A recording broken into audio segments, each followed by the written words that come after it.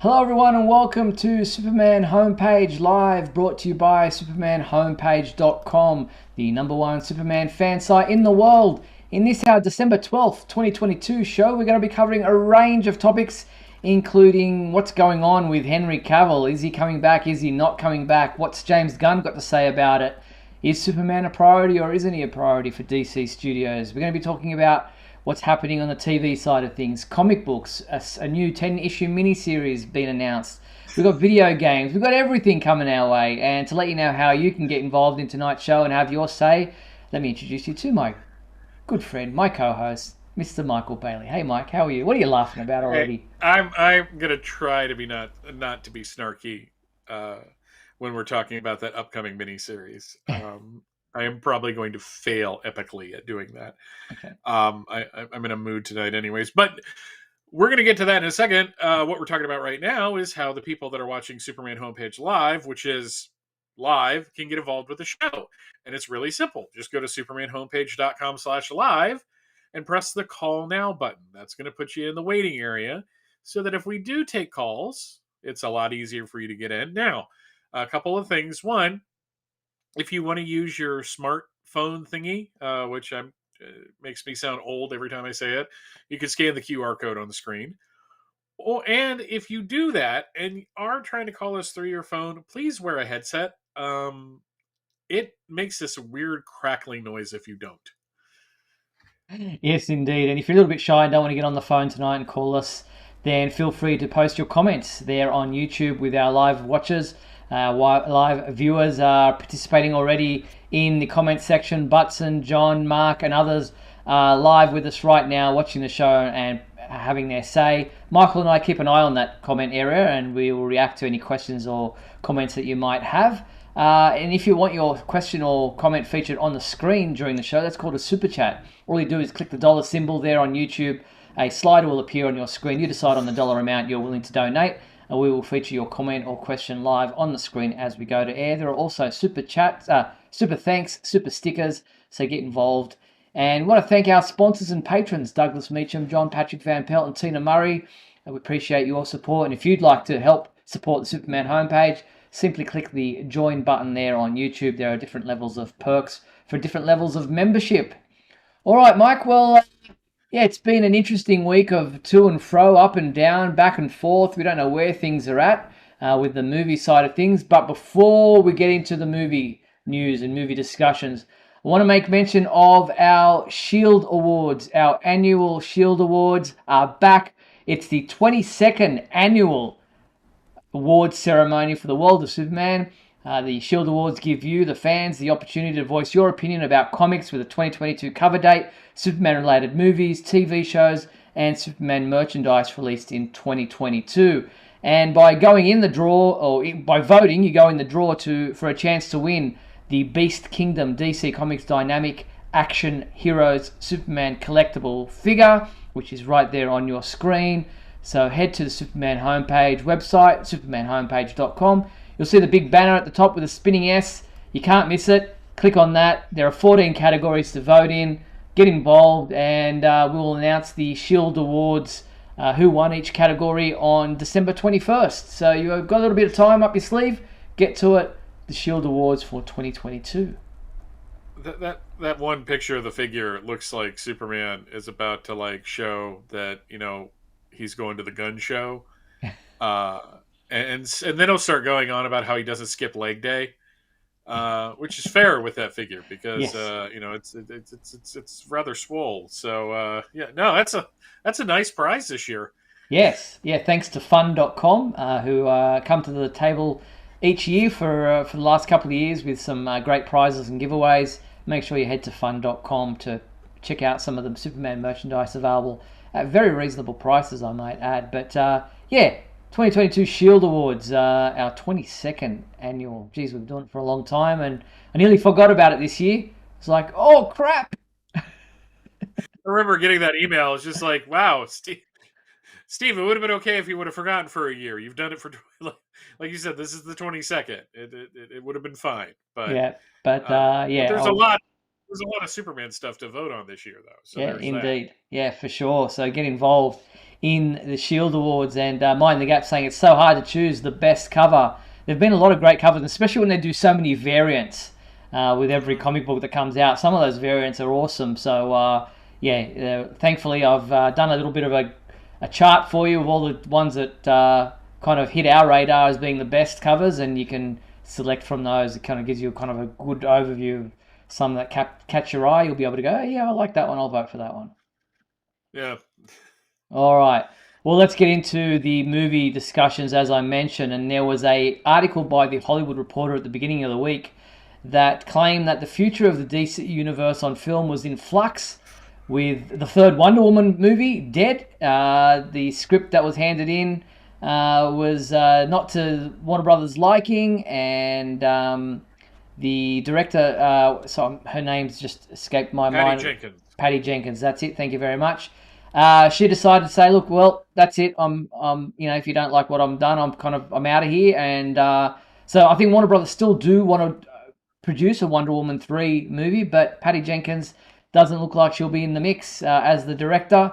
And then on the back of that, they've said that there's some doubts as to what's going on with the rest of the DC universe, especially in regards to Henry Cavill, and whether or not he'll be back as Superman. It's saying that there was...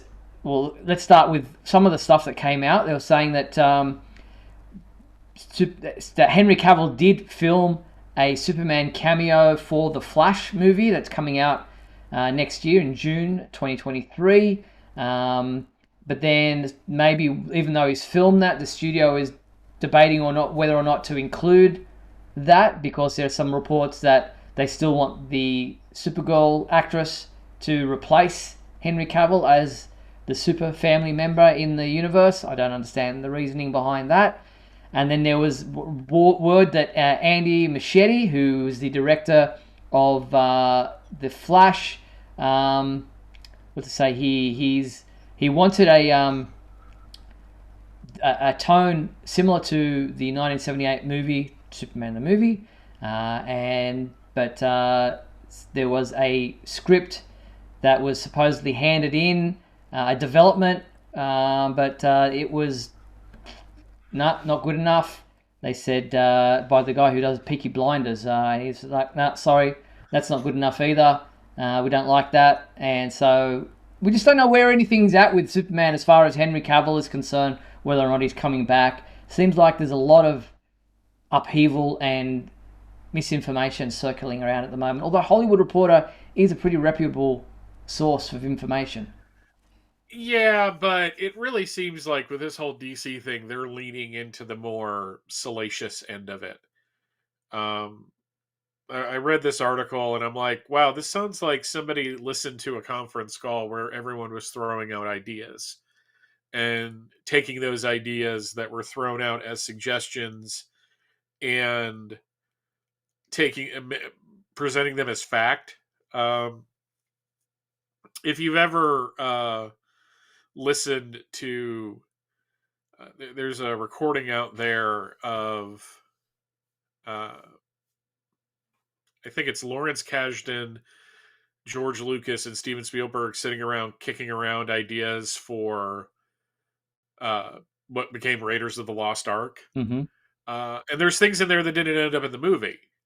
But if you had reported on that, you would have said all these things are going to be in the movie. Mm. So, there's probably executives that don't want Henry Cavill, probably from the old guard.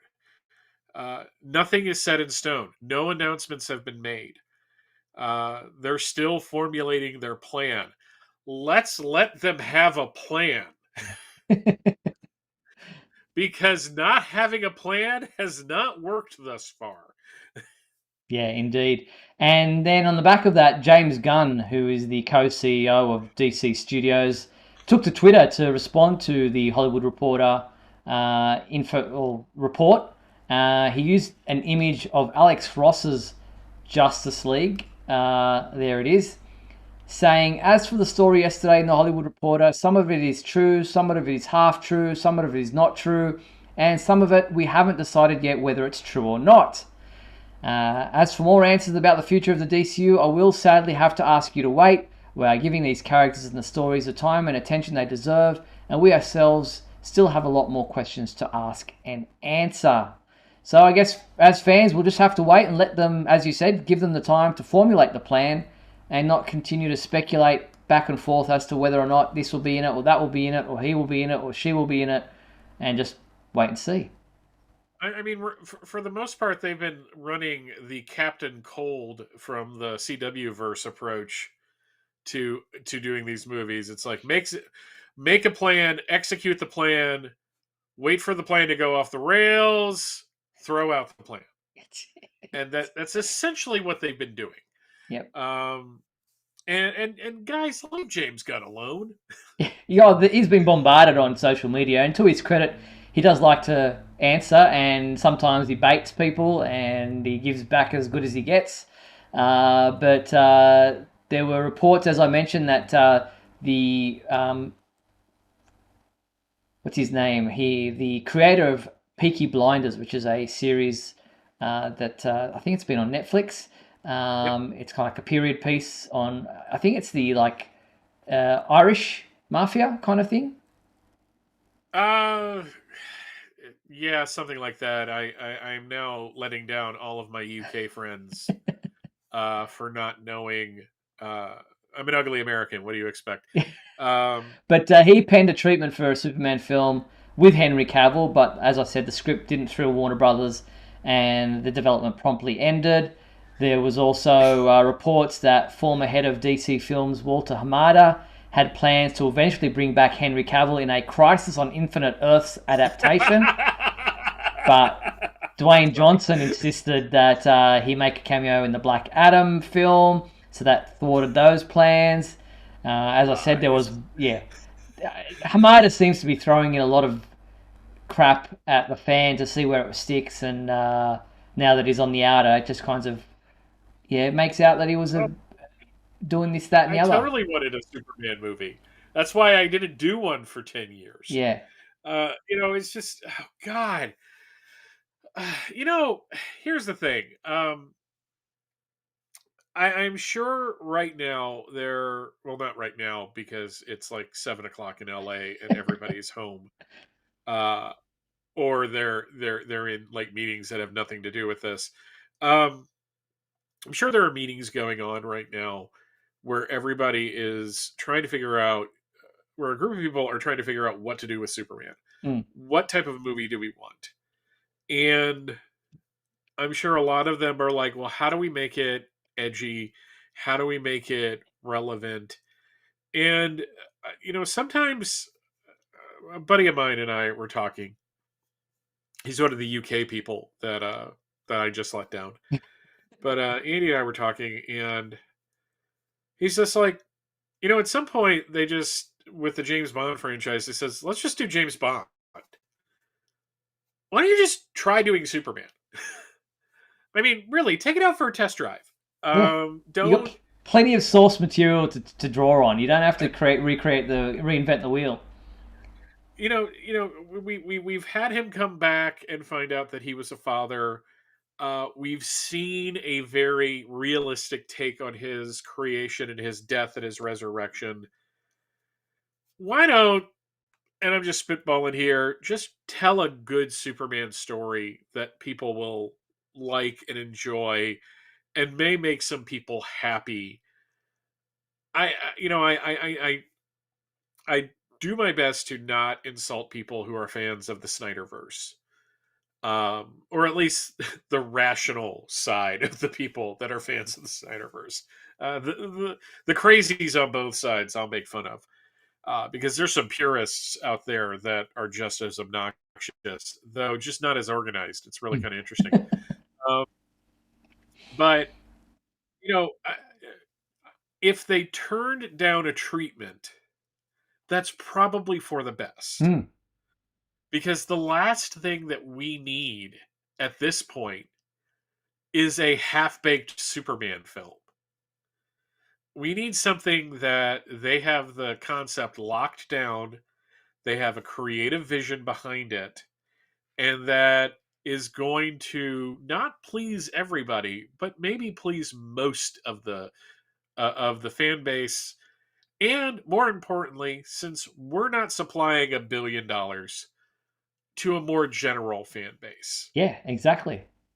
That's the thing. You have to appeal to the general audience who have a wide, open understanding of who Superman is. You don't have to get into the nitty gritty, you know, minutiae of fandom. You have to just tell a great adventure story with action, with heart, and with with a good feel to it, and you'll draw in the majority of the audience out there. You don't have to pander to the hardcore audience too much. You want to make a film that's going to appeal to the wider public who are going to go come see the film, because they're the ones who are going to make or break this film from a budget perspective, from a box office perspective. Call it The Adventures of Superman and make a great adventure film. Like, doesn't have to be rocket science. And I will say this: as much as I enjoyed it because I finished it last week, over the past week, don't make a movie about the War World Saga No. yet. Yet. Don't have that be your big foot forward. Not that it's a bad story. It's not. It's just I think the idea behind this film is to get like the idea of a more traditional version of Superman out there, and you Yes. don't do that by immediately sending him off planet, taking his powers away, and taking half of his clothes off. Uh, Yes, exactly. Not that Henry Makes Cavill for a wouldn't great do action well. figure though. Yeah, exactly. Uh, But look, we do know that Superman is a priority for DC Studios. James Gunn again came out and said on Twitter, with the 44th anniversary of Superman the movie this past week, he noted that the anniversary, and he said Superman is a priority, if not the greatest priority for DC Studios. So yes, of course, Superman is a huge priority, if not the biggest priority, he said. But then he was asked if if he didn't like Henry Cavill, if that was true, and he said false. So that doesn't mean that Henry Cavill is back as Superman from that answer, but he doesn't say that he dislikes Henry, so there's no reason to believe that Gunn is opposed to having Henry Cavill back. And as we said off screen, you and I, before the show started, it seems odd that Henry Cavill, who is a man who has for the longest time just continued to kind of be, you know, politically correct and say, look, the cape is still in the closet. I haven't thrown it away. You know, I still have aspirations to play Superman. We'll wait and see kind of thing. It seems disingenuous for him to come out and say, yes, I am officially back as Superman, if he didn't have some assurances or something in writing to say that he was back other than a cameo, because then he went on and did all these interviews with the Enola Holmes 2 press conferences that he did, saying about what kind of film he wants to tell. He wouldn't put himself out there and then quit the role of The Witcher to not go ahead and be Superman if he didn't think or didn't have assurances that he was coming back as Superman. Just doesn't fit Henry Cavill's modus operandi. yeah, and you know, I know this will probably shock people on Twitter, but we don't deserve to know Mm. the ins and outs of people's contracts and what they have going on behind the scenes. We're not owed that. Uh, we can be fans of this stuff for decades, and there is no ownership of a concept, of a character, of a team, of an actor. Mm. And I agree with you, though. I mean, it's just, it makes zero sense.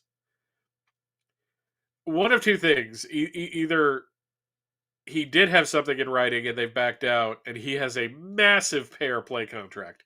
So, so he might be. It's like the Batman films of the '90s, where people were paid to not be in a Batman film.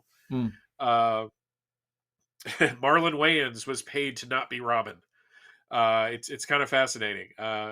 Jim Moon, who's a podcaster and writer out of the UK, joked that he fancies not being in a Batman film because apparently you can make quite a lot of money at it. Um, so if if if he isn't, then I'm sure there is some assurance of him getting paid something. because, like you said, he put himself out there in a way that he didn't do during the Justice League press Mm, stuff. mm. And And he was in that movie as Superman. the only other thing that I can think of is that Dwayne Johnson, with the push and pull that he has maybe assured Henry of something that maybe he doesn't have control over. And Henry was like, well, you and your $7 Productions crew seem to be, in on the inside. Maybe, he's hitched his wagon to a sinking ship. You know, again, that's entirely possible. I don't see that because I honestly think that there was more of a Warner Brothers push behind it. If he's going to be in the Flash, Mm, um, then somebody in Warner Brothers was just like, okay, we're going to go forward with this.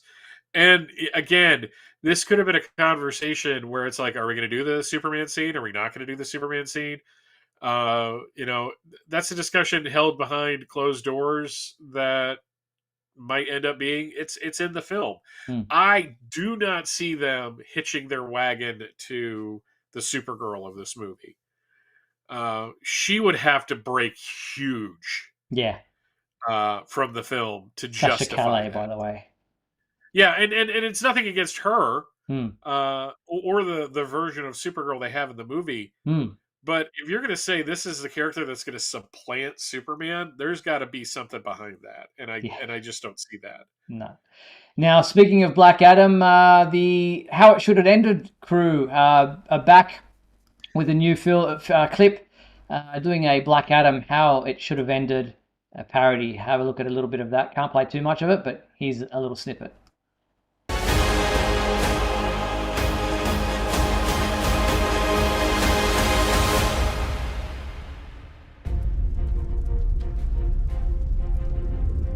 It's been a while since anyone's made the world this nervous. Black Adam, we should talk.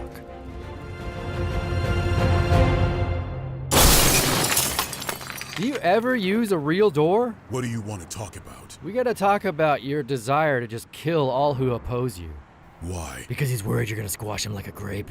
No. You know, versus style. I don't think he can defeat me. You don't? Personally, I don't even know why you want to 1v1 this guy. I was even able to beat him. No. So how come there's no Batman v Black Shazam on the table? Because you aren't the strongest. It's Black Adam. Yeah, sure, Black Shazam, whatever you say.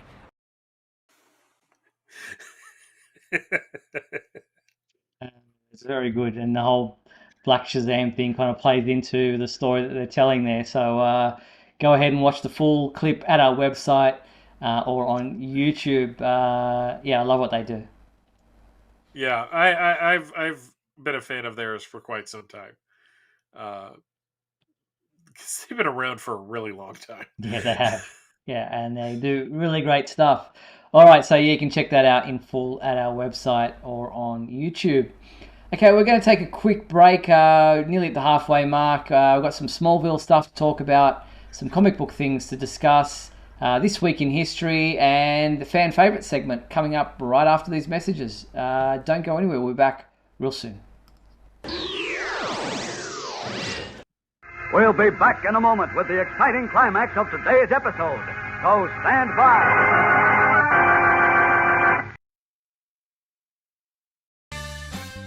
If you're enjoying Superman Homepage Live, then please like and share this video with your family and friends. Also, if you'd like to subscribe to our YouTube channel, then you can click on the bell to receive notifications whenever we post a new video. You can also join our YouTube membership program, just click the join button below. Or you can become a patron and support our website by going to patreon.com/Superman Homepage.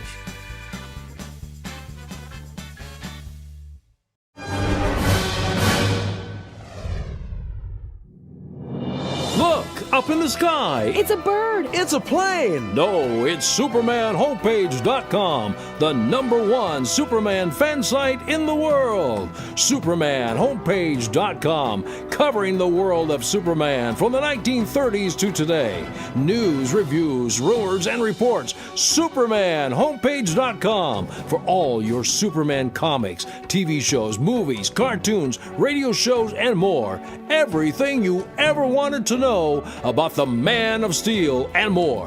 SupermanHomepage.com. Thanks, Superman Homepage, for all the support over the years. I really appreciate it. I'm Matt Balmer, the voice of Superman and Superman Unbound, and this is the Superman Homepage. Right here on Superman Homepage. He's faster than a speeding bullet. He's more powerful than a locomotive. He can leap tall buildings in a single bound. Who is he? He's Superman! Now you can see scenes from Superman the movie on a Viewmaster viewer. Just put in a reel and click. You can see Superman, the legendary Man of Steel, in action. You can invite the whole gang over to see him. Viewmaster viewer and Superman the movie packets sold separately in most photo or toy departments. And we're back on Superman Homepage Live, where if you want to be a caller on our show today, there is the QR code right in between our heads. You can scan that and we will put you in the green room where you'll be able to continue to watch the show, and you can also be a caller for tonight's show. All right, as I mentioned, we've got some Smallville stuff to talk about. This past week, both Michael Rosenbaum and Kristen Kruk were at last weekend's Steel City Con in Pennsylvania, and thanks to Fandom Spotlight on YouTube, we have a 43-minute video of that panel that the two of them held, and I've got a little bit of a snippet from that. You can check out the full 43-minute video at our website, but here's a snippet. Interesting what Kristen has to say about the time she first met Michael. Where is my little... I'll grab it here and bring it in for you shortly. Just trying to grab... There we go. And another one down the middle. Yeah, this question's for Kristen. What's it like really working with Michael? You know, it's funny because Michael and I and Michael's a very good actor, so he makes working actually quite easy. The tough part about Michael is he's a little antsy, and he has to entertain himself, and sometimes that takes up time, and sometimes that makes it challenging. Sure. But on the whole, at least when we worked together, you were pretty well behaved. I wanted to impress her. I thought I had a chance with her. I didn't. What are you going to do? I think she was charmed by me, right? Maybe? Yes, of course. You're very charming, and you're a joy to work with. You are. Thanks. Yeah. You are, too. In fact, you. I tell this story sometimes, but Kristen was really young when we started, and I was 10 years older. You were 17, I was 27. I was 18, 19, I was yeah. 19, I was 29. Yeah. And at first she was like, One of our first photo shoots, Michael picked my nose. Did? Yes, you went and you were like, you got a booger. And I didn't know you. Did you not like that? It was a little weird. My boundaries, I didn't know think that. It's fairly obvious. My boundaries are very strong. I have really intense boundaries. And he's like, what boundaries? Yeah. Yeah, see, like that. Good demo.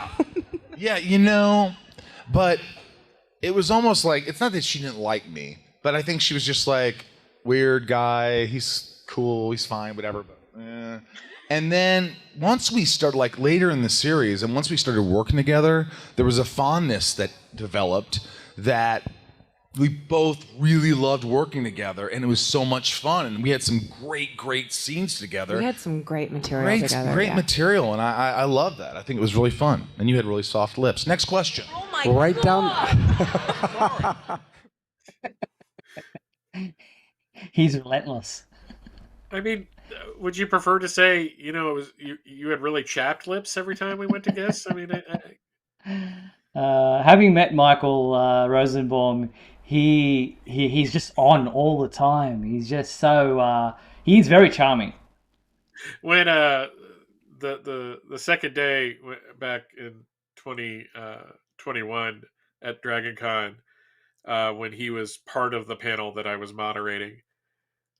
When he came around the corner, like you knew he was coming around the corner.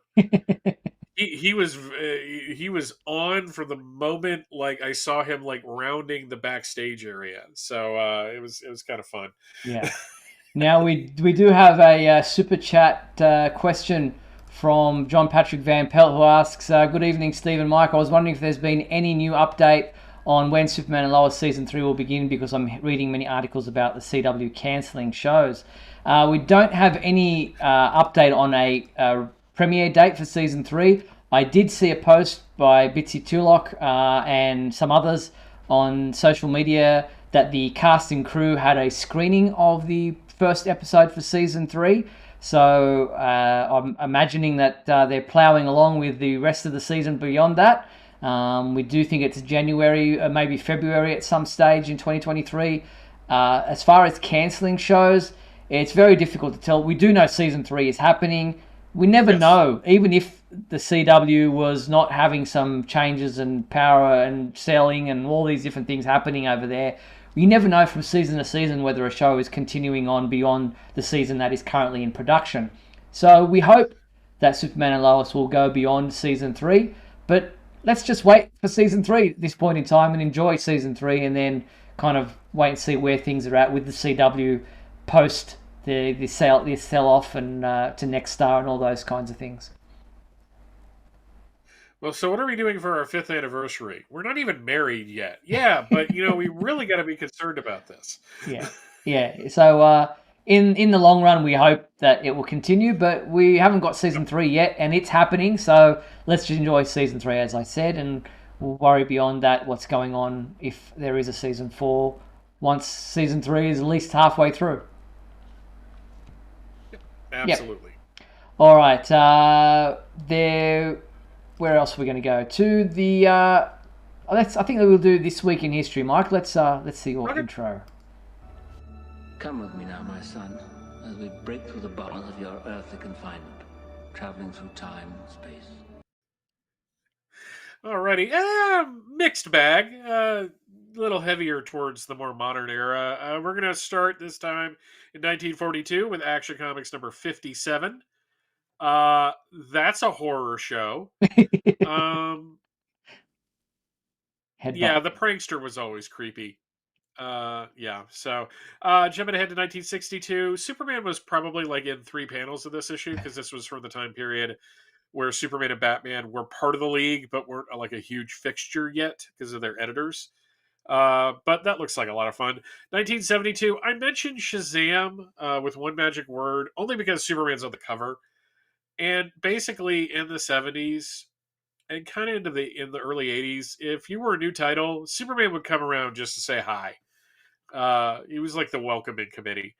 Also, I think this is a little maybe some light tugging at the fact that DC won the court case a couple decades before this, but you never know. And then there's Superman number 261. I am not one to king shame, but maybe you shouldn't make this so public, Superman. I'm just saying. And I don't even know which Star Sapphire that is, because there was like a second Star Sapphire in the 70s that I've never really fully understood.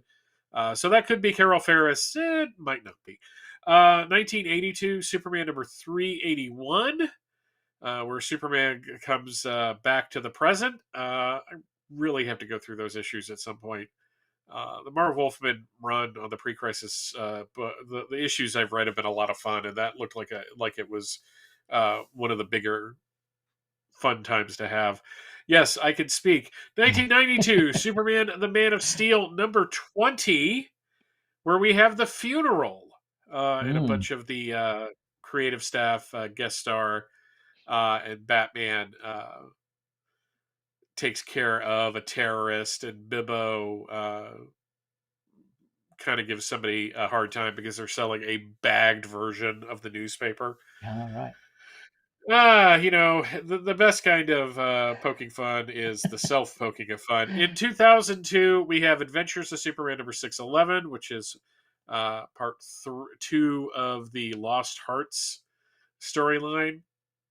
There was also Superman Aliens God War #4. That's kind of a mouthful. And Superman Day of Doom #4, finishing out that miniseries as well. And then in 2012, Superboy #15. Hell. No memory. It's hell on earth, so it's terrible. And lots of people are like, well, maybe you'll go back one day, Mike, and read that. I probably will. It's still probably going to be terrible. It was hell was just such a lousy character. In the real world, on December 12th, Sarah Douglas celebrates a birthday. She was born in 1952. December 14th, Peter O'Toole passed away in 2013. He, of course, was Zoltar in the Supergirl film. And on December 15th, both Kurt Schaffenberger was born in 1920 and Helen Slater was born in 1963. Yep, and Helen Slater has been in a few things. Obviously, she was Supergirl. Yep, she was in Smallville, and she was in Supergirl. Yep, she's managed to stay in with the legacy projects, which is kind of nice. I like that. Very good. Excellent. Thank you for that, Mike. Perfect. All right, well, let's get into the fan favorite segment of our show.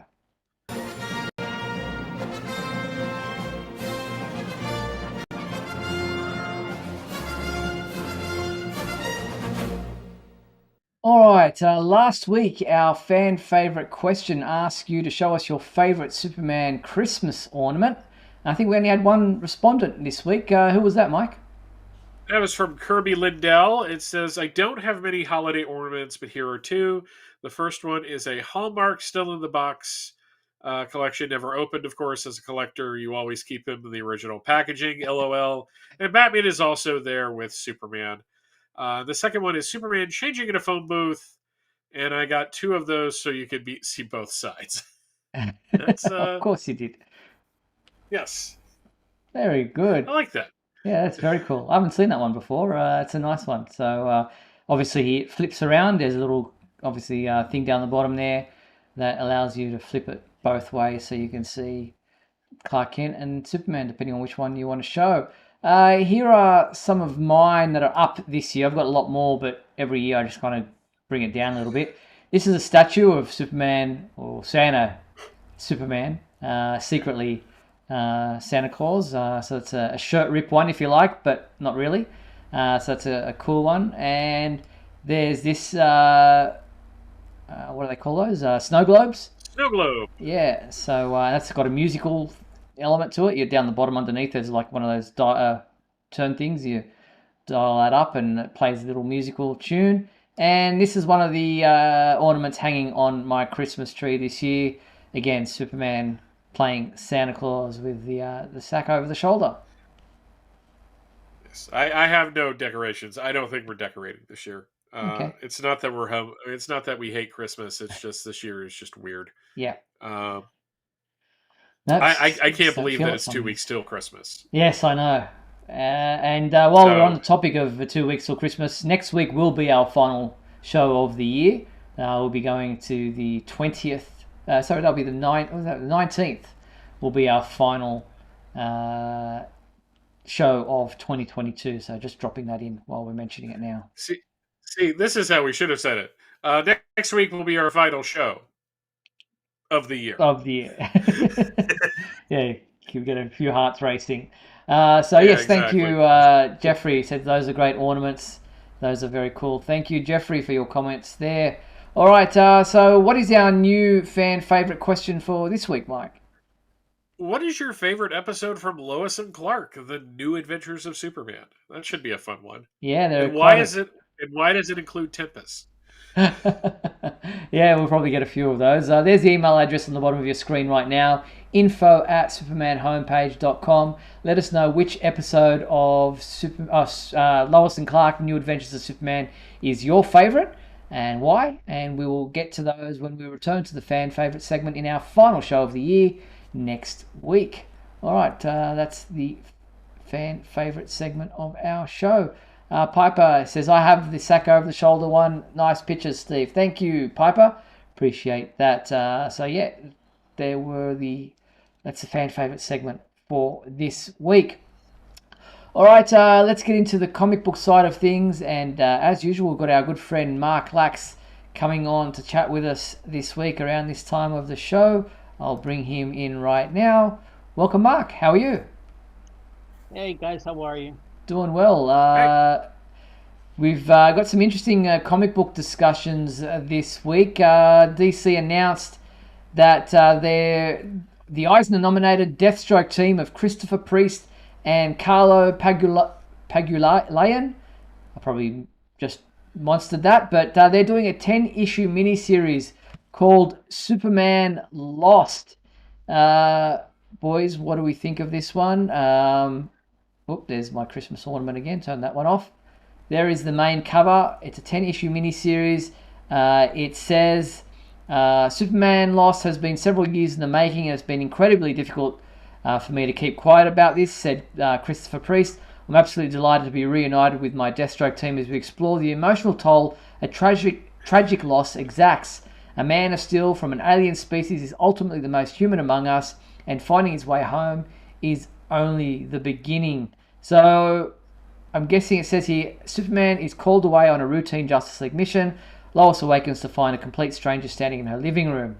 The Man of Steel, home much sooner than expected, reveals he has, in fact, been lost in space for 20 years. Nothing and no one seem familiar to him anymore, and the timeless bond between them has been severed, or has it? Can love conquer all? Superman's 85th anniversary celebration continues with this all-new blockbuster 10-issue self-contained series from the creators of the Eisner-nominated Deathstroke series. What do we think? I haven't really read about. I've heard about this one. I haven't really read about it. When I heard of Christopher Priest was writing it, I thought, oh, it should be really good. But I don't know. Michael seems to know more about it than I do. Michael had a good laugh about this one. Yeah, there's that sigh. I think my problem, quote unquote, problem with it is this just seems to be at a time where we're getting back to Superman being more of a hopeful character. We have somebody else coming along, and it's nothing against Christopher Priest. This is a story he wanted to tell. DC is allowing him to tell it. Mm-hmm. And obviously, if it's been years in the making, this was something that was probably decided years ago. I hate to do this because it's the ultimate fan thing to do. I'm remembering the Joe Kelly issue of Action Comics where Superman was gone for 1,000 years, and deep into that 1,000 years, Wonder Woman's like, "Hey," and he's like, "No, I love Lois still." It's probably going to be very well written. The art's probably going to be good. I'm going to read it at some point. I think the thing that I'm more intrigued out of anything is you were quoting the solicitation copy, and it said Superman's 85th birthday continues.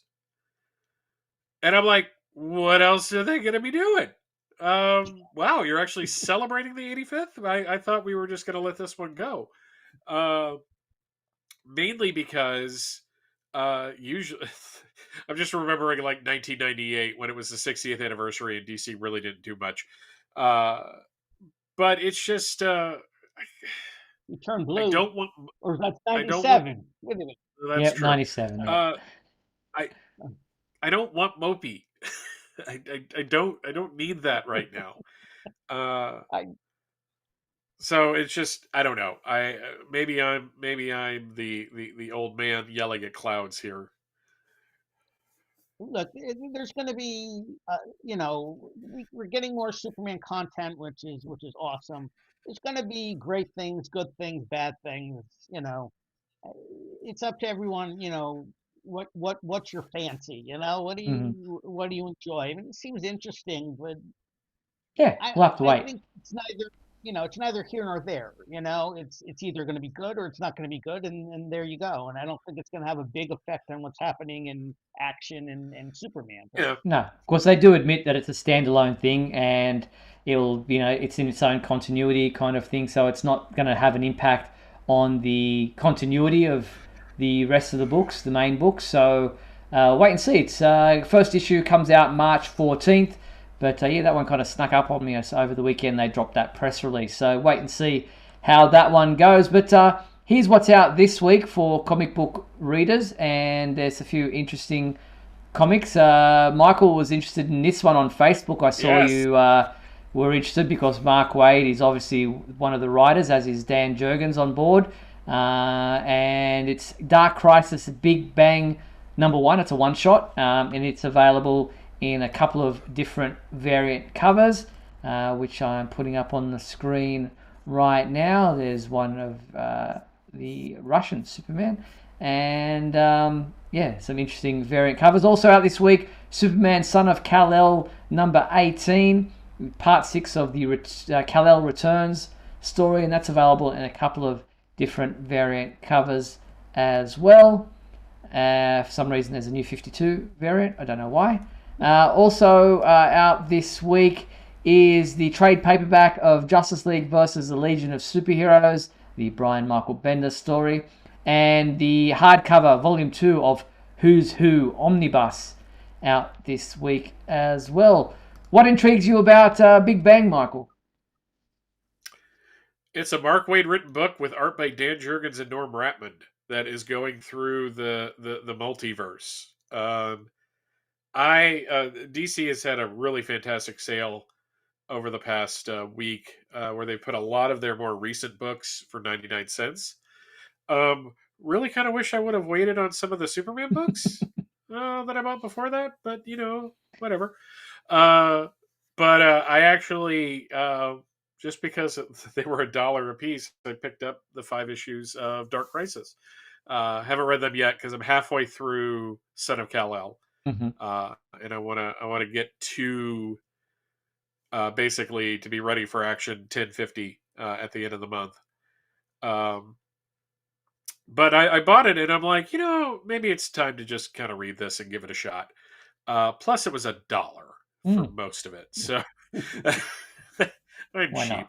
not? But no, I saw Mark Waid talking about it on Facebook, and it seems to be it's like a project that he really put a lot of time and effort into, mapping the DC multiverse again.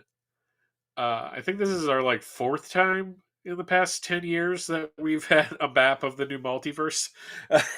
But whatever. Time has no meaning. The world's on fire. Multiversity still is kind of relevant, though, which I find interesting. It's still everything it's counts. Still part of it. Oh yeah, but I mean, people just thought Grant Morrison was going to do Multiversity and it was going to come out and then it was going to go and that was going to be it. But they seem to be kind of embracing it. So yeah.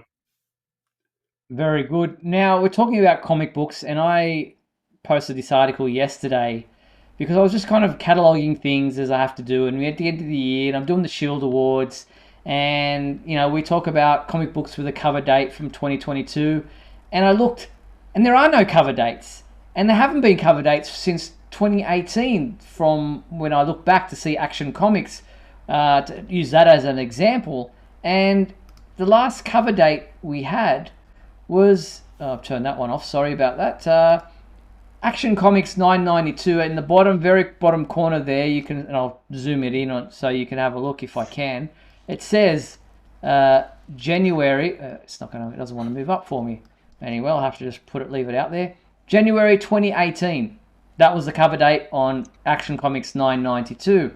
Then we go to the next one, Action Comics 993, no cover date, nothing, nowhere. And it hasn't been there haven't been cover dates on comic books since. How do we catalog our comic books?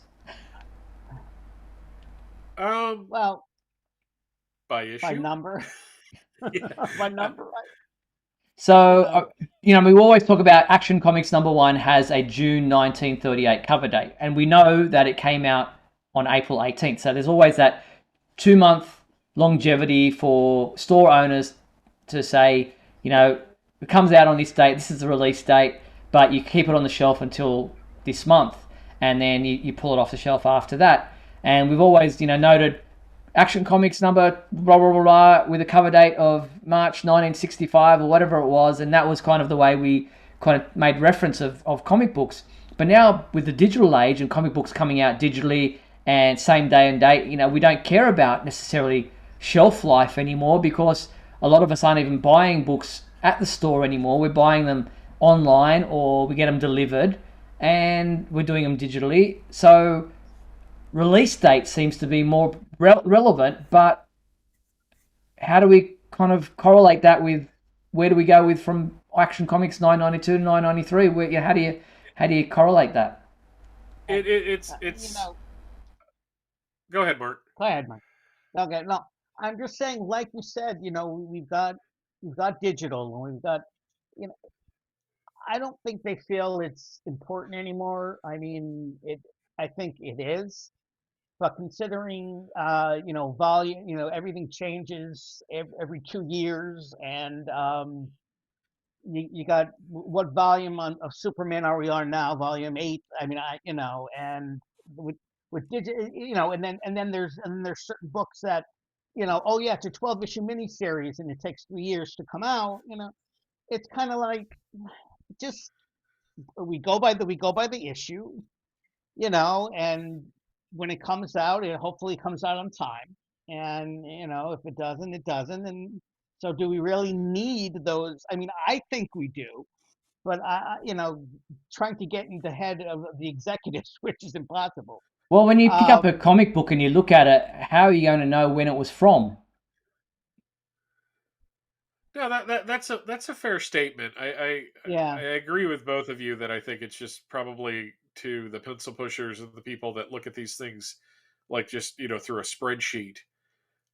It doesn't matter. I mean, there was a point where there was a 4-month gap between the release date and the cover date, and then in like 1988, 1989, both Marvel and DC slowly did away with that. DC, it was right around the time of Invasion. They had like a winter and holiday issue, and then it was just a 2-month gap. I think you're hitting on a larger problem, Steve. Is that because they start over so much, and you have a new volume. Like today, I was looking. Somebody's just like, "Hey, Mike, you're reading a bunch of new stuff. You should check out Tom Taylor's Nightwing." Lots of people started sentences with, "You need to check out Tom Taylor's," because he's very popular at the moment. And I was looking through the different trades, and I'm like, "Oh my God, there's like 5 volume 1s of the trades." So it's not only the comics that are confusing; the trade paperbacks are confusing. And you really have to like dig in, and like people have like giant lists of like release order and reading orders and stuff like that. Maybe it's because I was reading comics past the time that you're talking about with that Action Comics 992. I didn't even notice. Yeah, neither did I. It wasn't on my radar. It didn't matter anymore. The only time that it really matters is when I'm like looking for an issue over on Mike's Amazing World of Comics, and I'm looking at a particular release month or a particular cover date. But it's I don't think it really is a factor anymore. But you have a good point. Like, how do you know when this issue came out? And I think it speaks to the larger way entertainment has moved into this kind of disposable approach to things. It doesn't matter. It doesn't matter when it came out. You just found the comic. I mean, if you're holding it in your hand, I suppose when you open it up, it still gives you, because I haven't read a physical comic book in years. Yeah, neither have I. There's no reason for me to. There's really no LCS around here, even though I live in a decent area where there should be. There isn't. My eyes are not that good anymore, so digital is just better for me.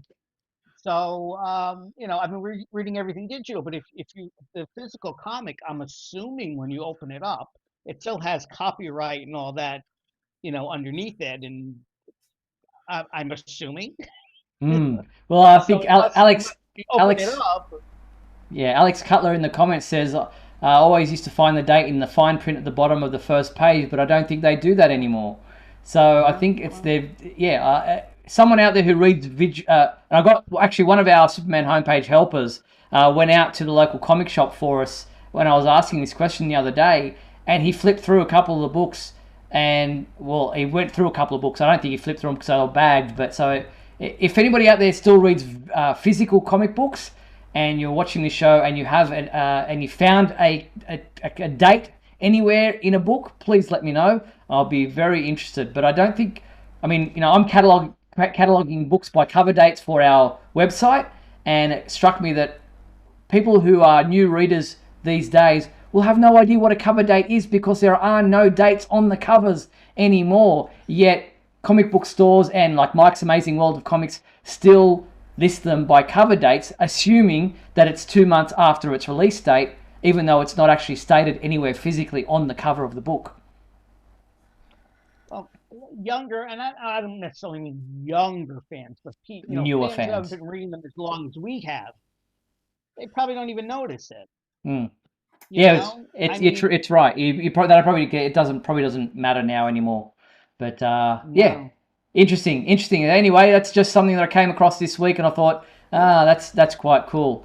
But Mark, we'll let you go. Thanks so much for coming on again tonight and having this chat with us. Really appreciate it. Take care, buddy. All right, guys. I'll talk to you soon. Take care. Okay, bye-bye. All right, bye.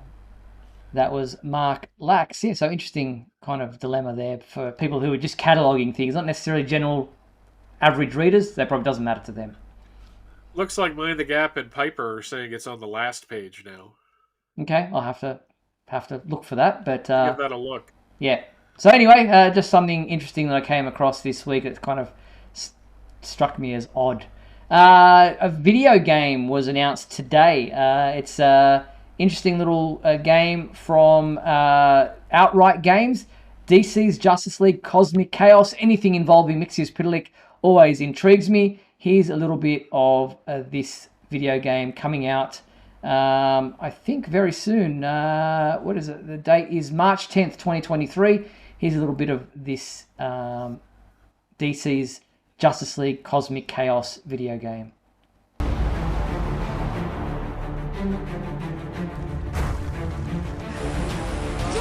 not the hot dogs! Attach some flair to this town. It's so boring. You're up, Batman.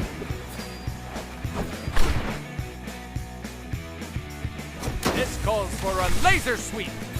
I brought friends. Shield throw. May I mix his Pitalik be at your service.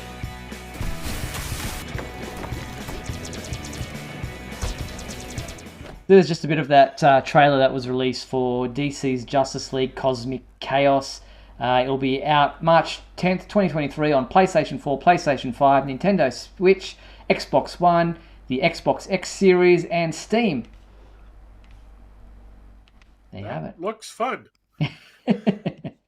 All right, well, we're pretty much at the end of tonight's show. I want to thank everyone who tuned in and was part of tonight's show, watching us live with us and commenting. Marcus, Piper, Mind the Gap, Alex, Mark, Butson, Jeffrey, Michael, everybody, and John, everyone on there. Thank you so much for your participation. Geiger and so many others. Appreciate your involvement in tonight's show and spending the last hour with us. And thank you to our sponsors and patrons, Douglas Meacham, John Patrick Van Pelt, and Tina Murray. And thank you to you, my co-host, Michael Bailey. Thank you, Mike. Pleasure as always. And don't forget, next week, I should say, is our last show of the year. We'll be back on Monday, December 19th at 7:30 p.m. Pacific time for another edition of Superman Homepage Live. We hope you'll join us then. Until then, be sure to check out supermanhomepage.com for all your daily news updates on everything surrounding the Man of Steel. I'm Steve Eunice on behalf of myself and Michael Bailey. Thanks for watching Superman Homepage Live, brought to you by supermanhomepage.com. Good night.